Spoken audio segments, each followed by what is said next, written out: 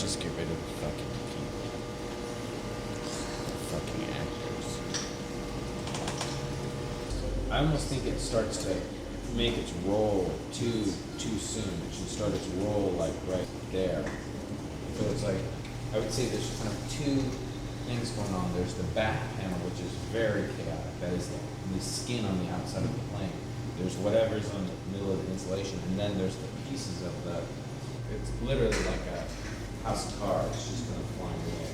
So I think if you start with just the pieces that you have flying off and getting it going in an interesting way, then you can go in afterwards, kind of break it and say, well, this corner, this one's going to stay. I mean, I think this is basically it. This is basically what we want to do. I'd like to see the wing out there and get an idea, and I know that that's completely fun and baloney. The Airplane was one of those things that it was a really intense collaborative effort. We had to collaborate with previs, special effects, art department. There was a whole issue with casting at one point because we wanted the guy, Kevin Mack, who was going to be dealing with the CG part of the film, to be in it. So we had to put him in the chair. He's the guy in the chair who gets bounced up and down. And then there was this whole issue of what's the plane going to look like. At one point, we were going to actually previs an actual simulation of what would happen if we really did this with an airplane. So it was all sorts of different kinds of fitting and piecing together, which all went really, really smoothly on the airplane. We had a chance to previs way in advance. We knew exactly what David wanted to look like. We had a chance to take that, port it over to motion control, test out the shot on the motion control rig with Cliff's rig there with all the seats in there. David could, as he did, hate it the first time he saw it all come together, so we could tweak it, fix it, and got it all looking pretty tight before it ever got to stage. We even knew exactly how many panels of Mylar we had to lay on the floor, because by the time we were done prevising it, it was like, well, you need 8 pieces here and 6 pieces there, and that's all you need. And the grips, of course, bought 15 or 20 extra pieces. And it was like, no, you'll never need to take them out of the bag. So we set that all up.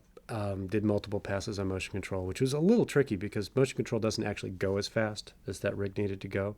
So we had to do speed aperture control, where we had to undercrank so the camera could leap 2 feet in 2 frames and then bounce back again like another foot. And this was all supposed to happen with live action actors there. But in the end, it actually worked out pretty well. I mean, the speed aperture control and motion control is flawless. So there wasn't an exposure problem. It was just a matter of would things look undercranked when you're looking at it in this film. So that all happened, and we got the green screen passes and all the extra goodies, and we put Mr. Mack in there, and we pounded him up and down. Actually, he got hit in the face with a pillow at one point that actually broke his glasses. And we shot some extra elements for magazines flying and things that you wouldn't want to throw at Kevin Mack, basically. Some oxygen masks that got comped into the top.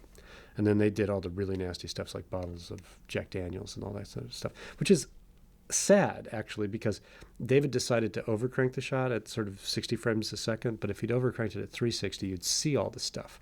But even as it is, it doesn't feel that violent. At 60, it's a little bit balletic, and we never really could see all the goodies that are in the air. They're all basically motion blurs. There's these perfect little bottles of Jack Daniels that go flying by, and all you see is like one frame, a streak. And he said, see, that's the label, and that's the cap. Oh, okay, I guess, yeah, sure.